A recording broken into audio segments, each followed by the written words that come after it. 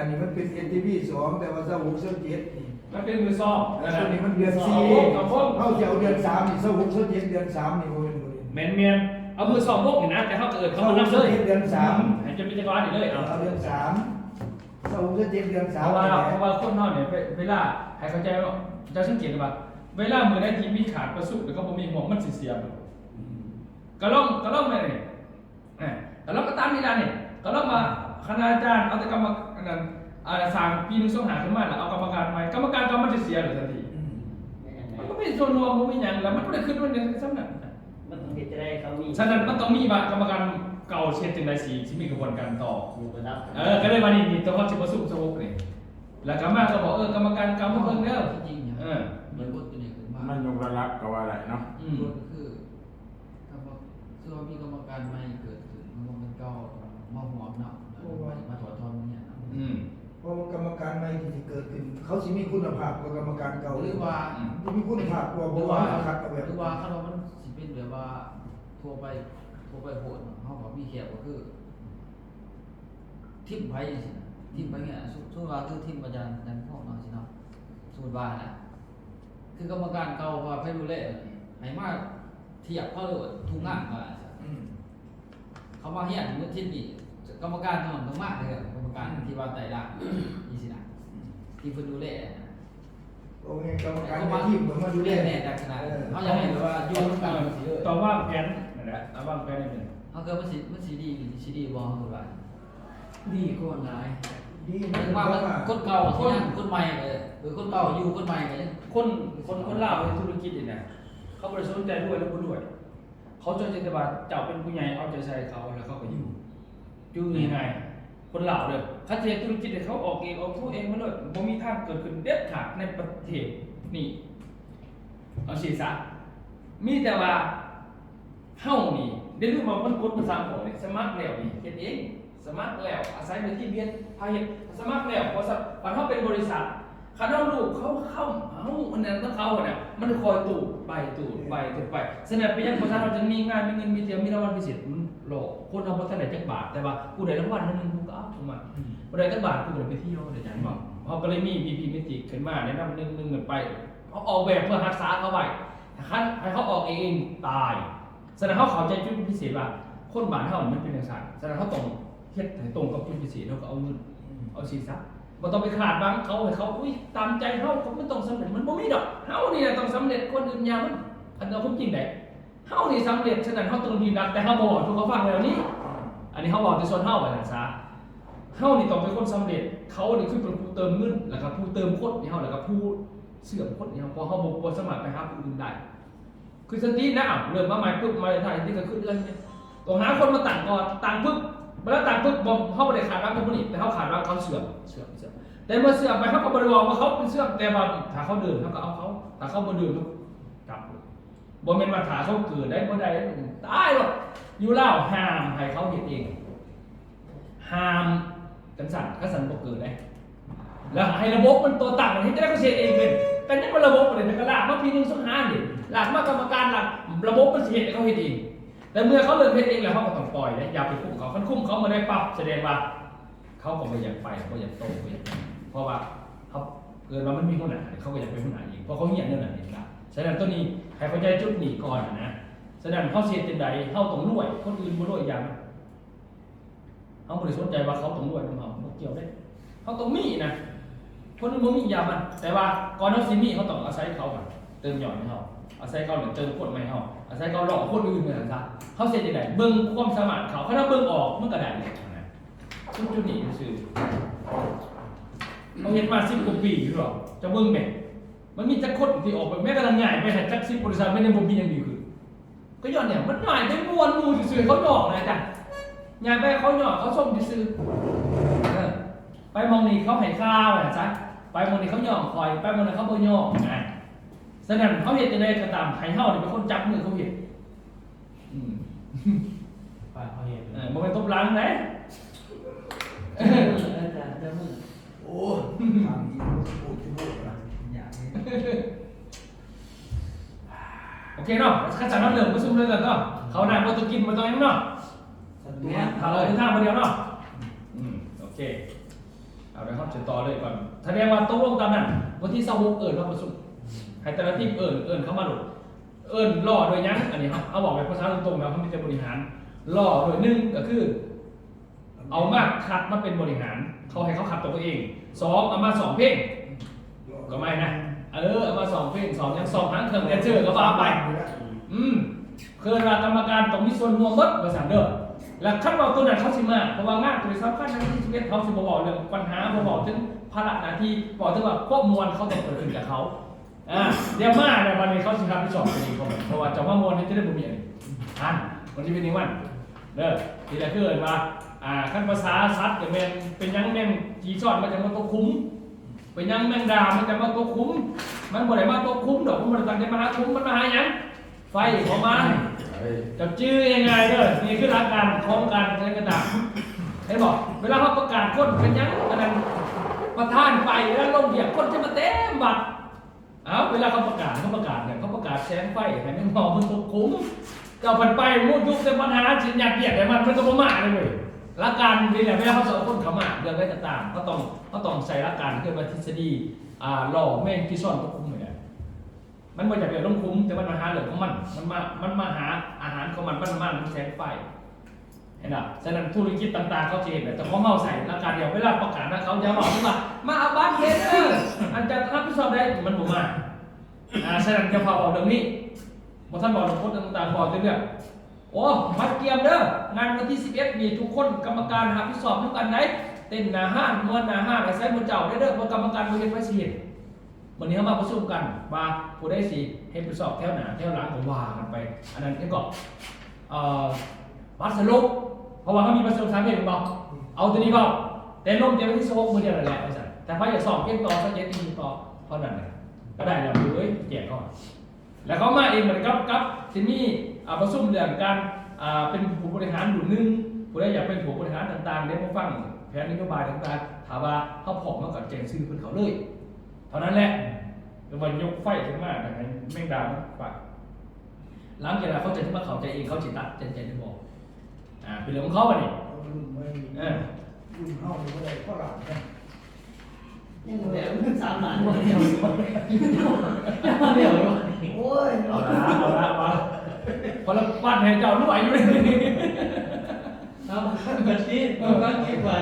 ภาษาระหว่างตัวเรื่องนี้แหละอนาคตปัจจุบัน3 ล้านก่อนเนาะเอาหลอดก่อนเอาให้เขาสาแล้วคุณกันได้กิโลนึงก่อนเลยจุ่มบริหารใหม่เนาะบอกแล้วก็เสียหายก็ย้อนขึ้นว่ามันสิฝืนได้จังไงจะมันไหลมันจะปลาไหลมันก็เลยว่ามันพวกเขาฝืนได้เขาฝืนก็ต้องหาวิธีตัวหลอกเขาขึ้นมาเสียหายนั่นก็จะเห็นกาแฟมันอยู่เห็นกาแฟขึ้นมาทุกคนเนี่ยมันจะใส่หมูมากไม่แย่บอกเลยสุสานว่าผู้ใดผู้อยากมาเนี่ยมาผู้เป็นแล้วเนาะผู้อยากโตแสดงว่าจะผู้อยากโตนะตัดสูตรให้ปุ๊บแล้วก็มอบสูตรให้ท่านพอที่มอบยื่นทรัพย์อะไรจ้ะมอบยื่นทรัพย์ปุ๊บก็จะเอาเงินไปบอกให้เห็นเลยเงิน3 บาทนับให้เขาเบิ่ง3 ล้านมีกฎแน่นอนกฎประกบแบบว่าตรงติด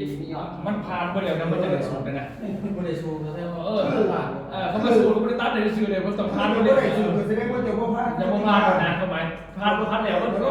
เก็บนึงบ่ได้เดี๋ยวครับนี่บ่ได้คือกฎหมายคือตัวอย่างเป็นสติเห็นเนาะเฮียนแล้วจบเข้าใจแล้วเราไปลงแล้วเข้าใจแล้ววันนี้สติเริ่มวันนี้เป็นการอะไรบ่ประกันบทบ่คือเราประกันบทจากของบ่หรือว่าเขียนบทนี่แหละเฮ็ดจังได๋เฮ็ด1เอาเมืองใดเอาเมืองถึงพอดหน่วยงานบริษัทตะเลเอกสารจับแล้วนะประกอบเอกสารจับประเด็นจับเบิดแล้วก็มีหน่วยงานประจำเจ้ากันไปวันนี้กับเขาเจ้าขึ้นกันเหนือมาเลยแล้วก็ลงว่ากาแฟยูโนหันมาไปตีคิดว่ามีอยู่แล้วไม่มีอะไรโอเคเนาะลงแล้วนะแล้วเมื่อไหร่ปุ๊บวันนี้ตัวสรุปอาจารย์คือเอาหมู่บ้าน13 บาทนี่จะร่วมกันน่ะเอามาร่วมจัด200 คน300 คนก็จะเล่นนี่จบปุ๊บจะเห็นได้นั่นแหละพี่ผ่านแล้วเท่านั้นแหละมันได้ยากมันไม่ได้ยากนะมันไม่ได้ยากจังเลยเท่านั้นแหละ ไม่จะคิดอะไร เนี่ยแต่เวลาจะลงทับทีมงานจะได้ลงทีมงานคือกรรมการจะลงได้1 คน 2 คนสอนกันคนนึงเป็นเสียแต่ว่าหามอัพไลน์หามบริหารหามใส่ก็ต้องได้ไปมองบ่ให้อยู่วุ่นวายนำเจ้าต้องเฮ็ดเองได้จากตรงนี้นั่นแหละคือเจ้าจบเขาสิจักเอาเป็นอย่างการที่เป็นบริหารที่เขาเป็นผ่านมาเนี่ยมันบริงานที่เกิดขึ้นแต่มันเป็นคนก่อนคนเจ้ามันควรว่าเขาเฮ็ดได้แต่เขาจะเป็น แล้วกูมีแล้วไปรวมเชิญ เรียกแล้วมันว่าแจ้งมาทั้งบริษัทก็กระจัดขนาดน้องๆมันเป็นนิติกรรมดีมันก็มีตอนนั้นแต่ว่าพอบอกถึงว่าเจ้าต้องเฮ็ดตรงนี้ผ่านเขาสิมองเห็นบัดกลุ่มเฉพาะเห็นบอกเขาคือว่าการลงมันง่ายเขาถึงไปเรียนเองมันเกิดขึ้นมันโมเมนต์คือเห็นบอกคือทีมงานอาจารย์เห็นอาจารย์ท่านนั้นไม่มีลงไหนปึ๊บไปลงกับกสิกรรมดีเพิ่นสิลงเองเพิ่นบอกให้กสิกรรมมันง่าย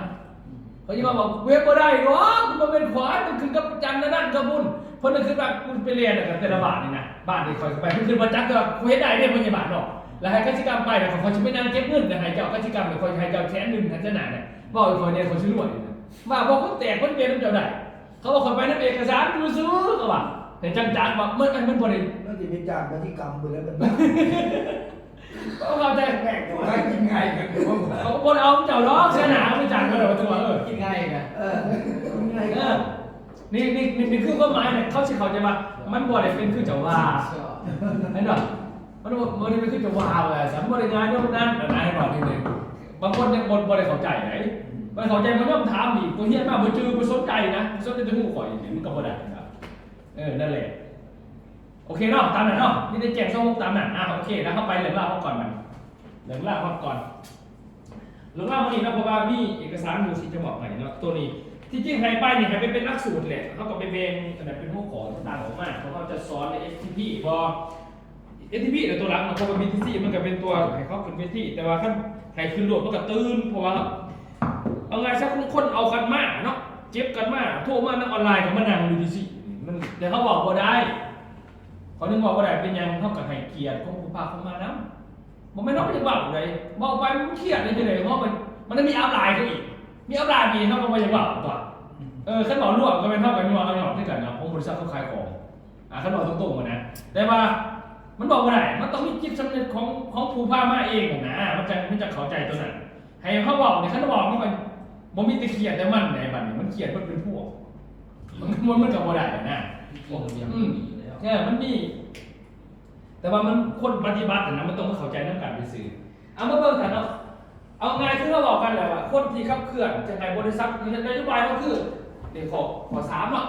สมัครแต่บริษัทปะทับแต่บริษัทนี่คือคณะบริหารคณะกรรมการทั้งหมดที่เขาปั่นมาเกิดจากบริษัทไปยังจะปั่นคณะบริหารขึ้นมาเพื่อไปลงวงเซียวกับรัฐเพื่อเปิดเครื่องกระบวนการเปิด OPP ก็เพราะว่าพวกนี้นี่ตัวหัวเสือในการขายของคือการลงวงเซียวกับ OPPแล้วเวลาไปช่วยเรื่องไหนก็ช่วยกรรมการที่ว่าเขาไปสอบบานนะวันนี้เขาไปเป็นวิชาการอะไรอย่างเคยไปช่วยแล้วเขามาถึงระบายบอกกระบวนการมันก็คือการขายของทุกบริษัทขายของแต่คำนางขายของใดโลกนั่นก็บ่ต้องมีกระบวนการอย่างขนาดนี้ตรงมันอย่างก็ยอมรับมันขายมาใดโลกแต่บริษัทอื่นมันก็คือกันนี่แหละมันได้มาเข้ามาการตลาดขึ้นมาการตลาดแปลว่ายังแปลว่าสร้างสถานการณ์ใดหนึ่งขึ้นมาให้เกิดการซื้อขายแบบธรรมชาติเท่านั้นเองการตลาดว่าจะเป็นวงเงียบว่าจะเป็นสูตรแต่ละสูตรทั้งหมดนี่คือเป็นการแบ่งส่วนสั่นแบ่งขันแบ่งตอนนะครับที่สอบนะที่แล้วเพื่อให้เขามาเกิดการขาขายของภัยของเราในเป้าหมายโมเมนต์เกียรติสักทีสมัครใหม่แต่ว่าขั้นโมมีตัวหนึ่งคนเรามันกับนอนบนรับเนาะกินแต่เขาโมมี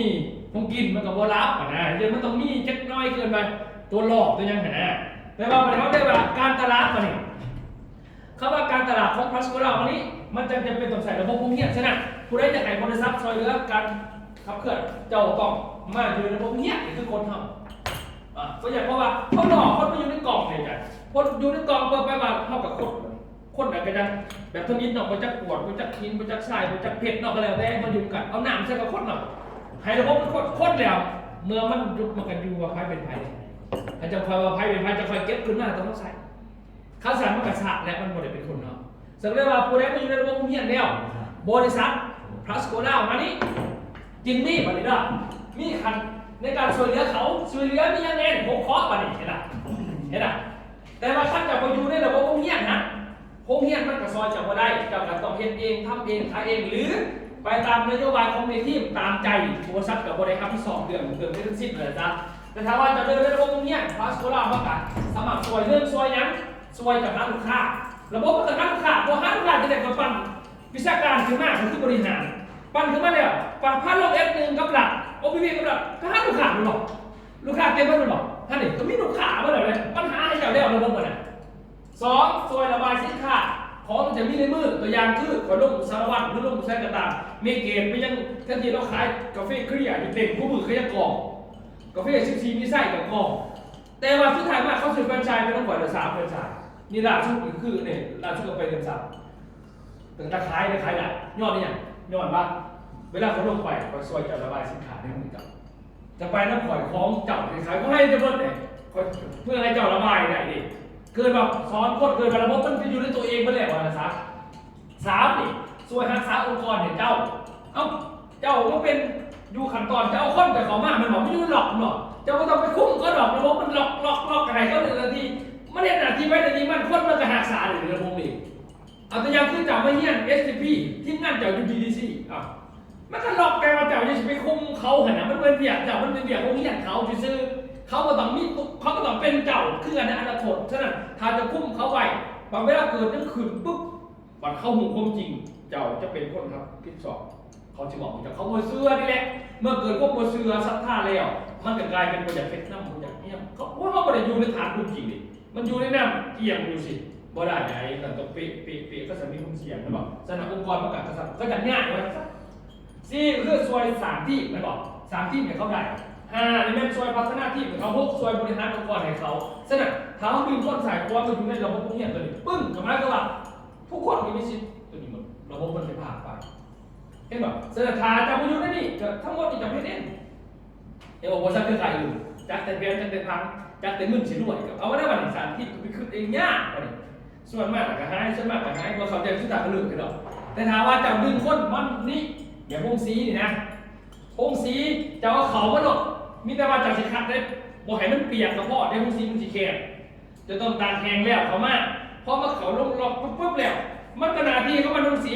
อันนี้เด้อสมมติว่าพงศรีเขาเป็นถึงนะนาทีเขามันก็มุนเขามันไปมุนเขามันไปแล้วมันก็ออกว่าเป็นเขาสารออกมาเป็นเขาปลายออกมาเป็นโตเขาออกแกงออกพร่ำบาดนี้มันคือว่าเมื่อมันออกมาแล้วจังสันแล้วมันเป็นธรรมศาสตร์พงศรีจะออกนั่นแต่เฮ้าผู้เป็นเจ้าของเขาแบบบางทีอย่าอุ้มใจว่าตายแล้วคนที่เขามาบางราย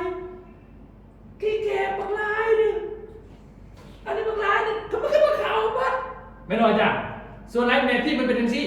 เอาคนมา5 คนกูอยากให้เป็นทุกคนปุ๊บมันโบแมนได้เห็นป่ะระบบพวกนี้มันเกิดขึ้นกันคือใช้พงศรีนี่แหละแต่ว่าบาดนี้เจ้าอย่าสิไปโทษมันคันแต่ขอใจมาพงศรีเป็นสัตว์แล้วธรรมศาสตร์ของเขาเป็นนั่นน่ะเจ้าก็ต้องคือว่ากูสิใส่ประโยชน์กับสิ่งที่กูได้กูจะบอกให้มันทิ้งแก่ของกูเอามาบานมัดห้ามของกูเอามาบานมัดเขาไปมาบานมัดเขาสารมาบานมัดแล้วเอาไปขายอาจารย์แก่ไปยังไม่ใช่แพทย์เขาก็เอาแก่มันไปเย็ดไปเผาเป็นมาแต่อาร์ตเป็นทานมึงบอกเอาไปขายตามประเทศเขาก็รวยจนแก่เขาเพื่อกันเขาป้ายเพชรนั้นมันไม่มีราคาก็ไปขายพวกนั้นเฮ็ดอื่นๆขึ้นไปฉะนั้นคนเข้าไปเขาคอร์สA3มันเหมือนเอาของพงศรีแต่เขาต้องมาเบิ่งว่าโมเมนต์ว่าโอ้ยเบนที่เกิดซ่าไปหน้าเป็นต่อนี่คือตายของคนไปขายไปขาดบางคนเขาให้เป็นคือจอมขึ้นวัดเจ้าอะไรได้ขอซาพวกนั้นทีมวัดสุดท้ายมากคนที่เขาเห็นขาขี้แกบตัวนี้เฮ้ยกูเห็นพวกงานอัดขี้แกบไปเผาเป็นทานอันนั้นสำเร็จรูปขายให้เกาหลีแล้วเอามาไม่อยู่น้ำควายไปหรอมอนั้นมีราคาสูงกว่าเขาสารเจ้าอินไปหรอแฮ่เป็นยังแสดงว่าคือเขาห้องใส่ไปที่เขาบอกต้องหมายความว่าเจ้าต้องเบิ่งคนออกบอกคนไหนใส่คนเป็นแล้วระบบพวกนี้เวลาเขาดึงเขาเปิดเขาตอบเขาจะว่าเขาจะใส่เขาเห็นอย่างตัวนี้ไหนแต่โมเมนต์ตามใจเขามันก็เกินดอกเพราะเนี่ยเขาสารแต่แท้ยุ่งจับไปที่หมูเนาะไม่จะใส่มันโลเป็นอันน่ะให้เขาใจสิกรฉะนั้นอยากขึ้นมาทุกคนเหมือนกันคนเหมือนกันอยู่ผู้หญิงผู้ชายเนี่ยแต่ว่ามันบอกถึงว่าความจำพื้นฐานความหูอดีตศาสตร์เขาจักศาสตร์แสนศาสตร์มูลศาสตร์มันไม่อยู่ในสันดานมันไม่ได้คือกันไหนฉะนั้นบางคนอยากว่าจะตายเข้าป่าเขาบอกแต่ว่ามันไปเมื่อไหร่เนี่ยกล้ามเก่ามันหลายมันเดินจอบ เขาต้องเข้าใจคนก่อนนะถ้าเจอโปรดักต์โอเคเนาะอันนี้เราจะโมเนียนเนาะมันจะเคลื่อนไปแบบนี้เขาเข้าใจภาพรวมของโมเนียนก่อนเนาะแล้วก็นี่ให้เขาใจว่าอย่างงานประจำของเฮาเนี่ยเมนเขาเกิดวงกลมมันต้องไปขึ้นเงินเท่านี้เนี่ยครับบริษัทต้องการเห็นเป็นเท่านี้แต่เขาไปบอกว่าลูกค้าไม่ได้เข้าใจนะเจ้ามันต้องการซื้อของขายของเอาของแถมเขาแบบบรรลุมาแถมยังไงซื้อหาแถมนึงซื้อ10แถม2อย่างนี้ซื้อหลายแถมเที่ยวและการแถมเที่ยวอ่ะมันต้องเป็นเที่ยวไปแล้วจบคือบอสอิสเดียเราคืนเงินมันมุ่งมาได้เขาปัดเที่ยวแล้วมันผูกไว้มาดิอย่างเที่ยวเพื่อผูกโอ้ยคือพอเด้ในงานวันที่11นี่เขาต้องเขียนให้เขาลืมงานปีใหม่ของเขาที่จะเกิดขึ้นวันที่13 14หมายความว่าจะไหนให้เขาขึ้นพอถึงงานแล้วว่ากูไปงานกูม้วนขนาดกูมาอยู่ในบ้านมึงกูเป็นตะลิ่งกูนอนหรอกบางวันไปกับบางวันให้มันขึ้นจังสีไหนตัวนี้เขาต้องมาประชุมกันเรื่องงานตัวนี้อันนี้เขาบอกภาพรวมก่อนคือเขาต้องผูกสัมพันธ์ในจิตเขาไว้ว่าเห็นบอกคือเขาไปเที่ยวจัดเขาแม้กระทั่งบริษัทได้เอาเขาไปเที่ยวกระต่างเส้นชุดถ่ายมากบัวทองที่จะให้เป็นนั่นแหละคือเขาไปเที่ยวภาคกันเนี่ยตรงบัวทองห้องครั้งที่ใดจังสันไม่ว่ามันผูกคิดไปแล้วเขาก็อยากมาอยู่ในห้องอย่างเดียวพออยากไปบ้านอื่นกระลาเลยพอไปเส้นรุ่นคือกันแต่ว่ามันบ่ม่วนไปหอดมันเป็นเงี้ยภาคเงี้ยพวกเงี้ยกลุ่มมันก็บ่ม่วนแหละเห็นหรอก็เลยว่าองค์เงี้ยตอนนี้เวียกรักเขาตอบสนองคนผู้ซื้อต้องการของแถมให้ไปตามนั้นแหละผู้ขายจะได้กำไรจะจัดของที่มีกำไรนำเสนอเขาแต่บ่ต้องขึ้นใส่เฮาว่าผู้ใดนอนไม่จำเป็นขึ้นใส่เจ้ามันก็เลยบ่เกิดบ่ขายดอกมันบ่ได้ตั้งใจกูมันเลยบ่เกิดมันต้องตอบสนองเขาคือบอกนี่คือเขาจะไปซาฟารีเวิร์เขาจะบอกตลอด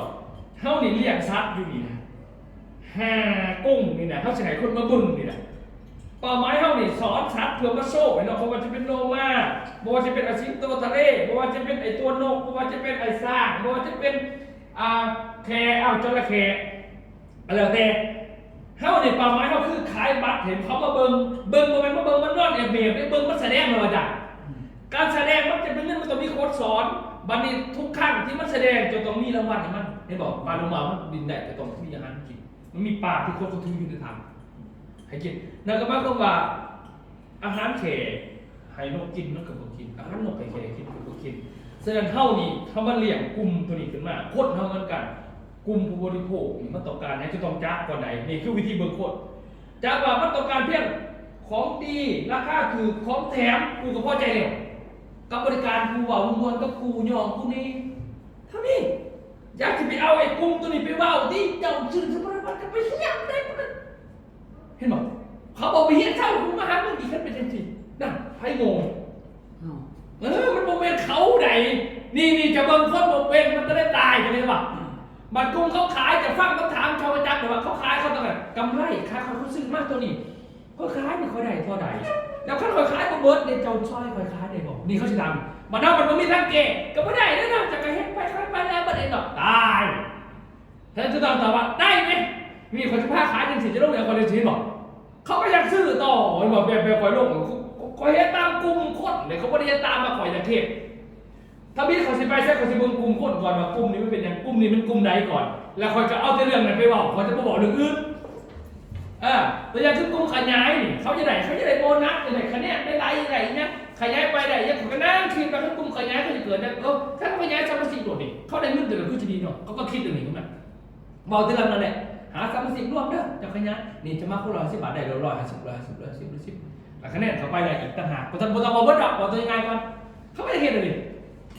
มันกุ้มมักซ้อนมาดิไปบริษัทอื่นก็ซ้อนขึ้นตั้งเวทีก็ทำแบบจะขึ้นตั้งเวทีพันมาจะไหนเนี่ยก็ได้แต่คะแนนว้าอยู่นี่จะไปยุ่งควายกันปะมันต้องไปบอกเรื่องอื่นอีกขาประชุมก็ได้ขาวิชาการก็ได้ขาดมเบิดก็ได้อันนี้ก็ได้จะมาทีวันตรงนี้เลยมาท่านบอกเรื่องในพังเนี่ยว้านี่เนี่ยมาเลยดิเกิดมาเบิ่งคนให้ออกก็จะบอกเรื่องมันนะจะไปบอกเรื่องอื่นนี่คือกระบวนการหรือการออกแต่ก็เลยว่าของเรานี่องค์เนี่ยมันก็เลยว่าให้ผู้คนนี่เฮ็ดตามตัวนี้มันสิขาดอีกมั้งเฮ็ดตามเบียร์ไปเยอะมากเดี๋ยวมันมีคณะอาจารย์ประจำบริษัทคันเฮ็ดตามบทบาทได้S1นี่คือคณะบริหารก็คือผู้ที่เขาจะปักมาเดี๋ยวจะเขาบอกกันนี่ก็เป็นรุ่นก่อนก็เป็นเฮ้าเนาะแต่ว่าก็ได้ตำแหน่งสูงก็ไปเฮ็ดของเขาเองอยู่แล้วของใครของมันอยู่แล้วแต่ว่าถึงว่าบริหารนี่ต้องมาเป็นอาจารย์ นี่ให้บอกว่าผ่านมาจากนั้นก็เป็นตัวนี้ทุกคนก็เป็นตัวนี้บอกนี่คือเราบริหารคือเด็กกับรัฐในแบบเขาเนี่ยเขาเรียกว่าโฮมเซล OPP คือตัวนี้เป็นบริหารอาจารย์ประจำคือตัวนี้ต่อมาเนี่ยS2อาจารย์ประจำS2ต้องเป็นกรรมการแต่ว่าเช่นเป็นเนื้อมากจะเป็นสิทธิ์ของระบบของการจัดตั้งในแผนงานเลยอาจารย์ถ้าตัวเขียนเป็นเนื้อแสดงว่าจะบริเสนอมากเขาก็บอกให้บัตรตัวแผนเงินไอ้ตัวสายหัวต่างๆที่เก็บส่งที่จากอันมันได้อยู่แล้ววันนั้นมันเป็นเรื่องเดียวกันก็หรอหานาเขาใจแค่นี้เองมันสิหนาที่สั่งมาเลยแบบนี่กรรมการกับเขียนหน้าเดี๋ยวนี้ก็ร่องเบียร์กับปกตินั่นแหละเขียนหน้าแล้วก็โพสต์ก็เขียนไปสรุปเนี่ยไปสรุปเดี๋ยวจะให้ทุกคนสถานที่จะหนีหรอกก็ได้เลยเขาก็บรรลัยไงตามนั้นจะมาสื่อโคมอยู่เลยแต่เขาจะไปตามนี่ก็ไม่ได้มันก็ไม่ได้ยากนะเขาไม่ได้เข้าใจคือบัตรS3นี่อาจารย์ประจำก็คืออาจารย์บริษัทสุดแย่เลยสิเขาก็ขึ้นเพจแล้วก็ตรงนี้บัตร1พี่นี่ต้องเป็นผู้จัดการโดยหลักนะเห็นป่ะนี่บัตรนี้เป็นประธานเลยเขาเห็นเนี่ยก็เลยมาเห็นเปลี่ยนด้วยกันเป็นกลุ่มโอเคเนาะอันนี้คือเราเงี้ยเนาะฉะนั้นเขาจะว่าแต่ละอันก็เลยว่ามีหนาเรียกไทยว่าเป็นยังมึงวัตถุประสงค์นี่แหละแต่แบบพวกนี้เขาเข้าใจเลยเขาดูเบื้องต้นนี้นี่เปียตนี้เบียกไว้เบียกมั่นนะ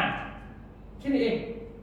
สำคัญคือก่อนเราจะเอาคนมาเขาได้วงกลมดังกล่าวเลยนะเขาต้องเข้าใจ3ข้อเบิ่งคนออกบอกคนได้ใส่คนเป็นจะเอาคนมาเป็นอย่างมันจะคณะพวกเขาใหญ่พวกนี้มันจะคัดที่ใครความเท่านี่รถที่ห่อหนึ่งจักแบบหนึ่งแล้วเขาไปใส่น้ำมันเครื่องพิษให้เจ้าของเนี่ยนะมันเป็นเขาคัดพูคนเนี่ยถ้าเรียกกูชื่อลือนะจ๊ะเอามาพูดกับพูดกับนุ๊กพูดมันก็เครียดอะไรเจ้าของมันก็แม่หรอกจะเบิ่งกูเป็นจะกระยำจะไม่ยังก็บอกเห็นไปคือกูเห็นคือผมไม่เห็นจะเอาคนมามันเป็นก็เบิ่งเป็นเขาก็อยากเป็นมันโมเมนเจ้าอยากให้เขาเป็นมันโมเป็นเขาเองตัวนี้จะกระยำบอกตึงมากนะตึงมันขับมันอยู่เฮ้มันพ้นงูมันกูมาพ้นกูไม่ตายว่ะมันโมเมนเลยจะเบิ่งคนบอกเป็นจะไปหาคนนึกบอกถือกลุ่มคนเดียวมันก็เปลืองจะคลองเลยเปลืองน้ำมันลดเปลืองการกินเปลืองการยังเขาเห็นว่าสักหลายเนี่ยมันหลอดบอกมากันนั่นน่ะมันเป็นที่หลอดไปอยู่ซื่อเขาเบิ่งคนบอกเป็นเขาไม่เจ้าสลาดตรงนี้แล้วเขาบอกเขาจักตัวนี้เลยเขาจักตัวนี้แล้วเป็นลูกเขาจักแหละบางคนไปยังประธานไปแบบคอยบริบอกฉันเจ้าเมื่อจะไปส่วนคนจะบอกร้ายกูคอยอีลิบางคนบอกประธานแล้วไปบอกจะได้เขาคือเห็นคอยบริบอกก็จับคอยมาบอกซ้อมเจ้าประจำนะจะไปบอกจนเมื่อยมือยังเห็นคอยบริบอกเลยนะเขาเป็นนางฝั่งเขาคอยเขาจักเลยฟังหาที่เขาจักเลยจะสิเขาทำอ่ะหูแล้วพอเป็นอย่างไรเขาเบิ่งแบบหมอเขาเป็นด็อกเตอร์เลยนะเจ้าที่ไข่มากจะป่วยมากเลยนะจะจมมันตะมนจะระบอกอาการคอยมันจะป่วยเจ้าอยากให้ไปป่วยป่ะนี่นะฮัดป่วยเขาจะแก้จะจนเสียทีจะเอาบ่นั่นคอยได้ป่ะเนี่ยเอามาสั่งเท่านั้นแหละเขาก็ไม่เรื่องนั้นเดียวจนเขาได้เงินจากนั้นเขาจะบอกเขาว่าเมื่อได้เงินแล้วคอยอย่าไล่คนนี้บอกนี่มันมีแบบนี้เลยเอามีอีกบอกก็ท่านบอกถึงยังไล่คนนี้อยู่เขาไม่ได้บอกเขาได้เพียงแต่ตลาดเขาบอกเขาก่อนตอนหนึ่งผ้าเอาเงินตอนนั้นก่อนแล้วก็จบขายไพ่มากซื้อขายผ้าซื้อให้ได้ผลประโยชน์แม่ซื้อหรอกซื้อไม่อยากซื้อให้แม่ได้เที่ยวซื้อให้แม่ได้ตัวนี้บัดซื้อได้เที่ยวปุ๊บเดี๋ยวเขาก็ติดเท่าต่อมาขายไหมขายได้กำไรขายก็เป็นยังไงขายผ้าขายขายซื้อรถบอกขายเขาเจ้าเด้อได้เงินอีนี้ซื้ออีกรอบ2พันบาทไปรับประทานเขาคือเห็นไม่เมียนเขาไม่ได้บอกเลยเขาไม่ได้บอกใส่กูว่าไปเหี้ยกูไม่ได้บอกเลยขณะเขาเป็นผู้เขียนระบบเลยคนเบิ้งคนก่อนแล้วเขาก็บอกเรื่องเขาเรื่องนั้นเขาพาเห็นมันถึงเรื่องที่เขาจะเชื่อนะเอ้าตัวอย่างเขาไปใส่กระยาเอาเป็นยังมันคือเกิดคอยเอาตัวเขาเชื่อให้มันเป็นนุ่นก่อนหลังจากเป็นนุ่นเลี้ยวตัวอย่างเขาซ้อมสติแหละสติเห็นบอกวงประเสริฐเขามากกว่าไรเขามากกว่าแล้วเพื่อนแล้วก็ร่วมคนแล้วก็ในคล้ายเนาะสติไปทรงหล่นนี่จะตันเศร้าเนาะเศร้าตันปุ๊บเขาได้เงินเป็นบอกได้เงินแล้วพอสมบอกอย่างถามเขาว่าครับก็ถ่ายรูปของเขาโพสเฟซบุ๊กหาให้เขาดังปุ๊บแล้วก็ร่างจ่าย30,000ไปหาเขาไหมถามว่าครับบอกว่าฉันเอาครับถ่ายรูปวิดีโอนี่บันทึกทำเจ้าใหญ่ร้ายคนนี้บอกแค่นั้นที่จริงในตัวนี้เขาส่งไปสาวตันมันจะมีค่าวิธีการตัวนึงยังอีกหลายเนี่ยปกติมันจะเงินประมาณอีก20,000แต่อันนี้เขาเบิกบ่ได้เพราะว่าตำแหน่งเกี่ยวกับห้องเจ้าบริเฮียนห้องเจ้าอยากได้สิบ่รอบนะยังมีรอบหน้าสาวตันได้บ่เนี่ยเขาจะลงกับเจ้าอีกแต่ว่าจะต้องไปเอาตัวนี้ได้แค่ไปเฮียมากว่าครับตัวฮะแล้วมันก็มากคือสารวัตรนี่ครูแต่ข่อยยังไม่เฮียนไม่ได้จะมีส่งมือเสา เนี่ยเป็นบริหารที่ทรงมาพอไปเนี่ยไหนบอกเขามาบ่ได้บ่ตลอดเนี่ยเขาบ่ได้เอามาเลยเพราะว่าคอยให้เจ้าสมหวังตัวเจ้าเป็นก่อนแต่คอยจะลามาทำไมบ่แม่นไปบอกเขาไปได้มันมาตัวเดียวเขาขอมันจะมานั่งคัดมันเป็นยังคือ NTP ต่างหากคืออันนึงก็จบมันเขาไม่ได้เห็นไหนจับเลยเขาเห็นเนี่ยเอาเงี้ยหล่อเนาะ มันต้องเข้าใจตัวนี้นะจุดนี่เลยนะถ้าเข้าใจตัวนี้เนี่ยทุกคันสรุปนี่จะให้เข้าใจแล้วกันว่าถ้าเขาเกย์ตัวนี้ครับเจ้าของเองเขาจะได้แบบแล้วคนมันสิไปเองเนาะคือเราเบิ่งคนบอกคนไหนใส่คนเป็นฉะนั้นโมเมนต์ในเบิ่งแบบคือตอนทำนี้เขาล่มกันเหลวนะเขาจะจักเองว่าเขาเป็นกลุ่มใดเขาเสือตัวใดพาเขาให้ตัวนั้นก่อนให้มันเป็นมึนแล้วจังบอกว่ามันไม่มีร้ายกว่านี้เลยแต่มันต้องอธิบายละเอียดปกติแล้วเนี่ยชุดตัวนี้ไปนี่มันจะมีเผือกอีกแบบนี้วันนี้จะไม่ใช่เผือกแล้วมันมีอีพีอีกนะเขาได้อีพีเองบอกเขาจะไปแหลกไปเบดอกไว้หน้าบอกรถแต่ว่าตัวตำแหน่งไปเหี้ยนไปหูแล้วครับบ่เหี้ยนบ่ได้เพราะว่าตำแหน่งมันมีขั้นตอนที่ต้องไปเข้าใจเองข้าจัดจักรบ่ได้คันว่าไม่ขยันละอาจารย์เนี่ยคอยก็เอาสามีแหละมันย่ำได้ก็ได้ย่ำมันแสดงว่าเขาโบแมนมันต้องไปขึ้นฮิเป็นยังไงเราจะไม่เป็นยังไงวายเจ้ามันบ้าพยายามเปลี่ยนแขนมันเป็นหงมันจะได้เผื่อมันก็กินกับของเนาอยู่ทีมันจะบินเท่าฝ่าได้ยังไงเปลี่ยนลิงมันขึ้นต้นใหม่เก่งตะไลกระยาได้ไงมันลอยน้ำก็ตายเลยมันตกไปแม่แสดงนะครับแต่ว่าเขาต้องเข้าใจจุดนี้ก่อนนะโมเมนต์ไม่เข้าใจว่าทองตามนี้โมเมนต์ไหนเขาต้องเข้าใจตัวนี้เดี๋ยววิเคราะห์พวกนี้จะละเอียดวิธี BP เม็ดทีจิขยี้แต่ละข้อมันเป็นคำบอกคุณคิดนะมันเป็นเรื่องละเอียดอ่อนนะท่านเขาไม่จำป้องความละเอียดมันหนักก็ใช่ว่าเขาจะคนหนึ่งคนโอ้ธรรมดาเนาะฉะนั้นตัวนี้คือตัวรักเด้อเขามีอยู่ในเนี่ยไปอ่านเอาเองเดี๋ยวตัวนี้ไปอ่านเอาเองว่าคนกลุ่มแต่ละกลุ่มเนี่ยใดแล้วก็เจ้าสีใส่เขาเห็นอีหยังต่างๆตัวนี้ไปก่อนคนละสูตร เอาใหม่ดูก่อนดูมีใกล้ๆดูเนี้ยกินหัว อ้าว โอ้ย เดี๋ยว เศร้าคิดที่สาบานเศร้าคิดที่ เอาแล้วหมดไปคิดอยู่เอาไปอีก โอเคเนาะ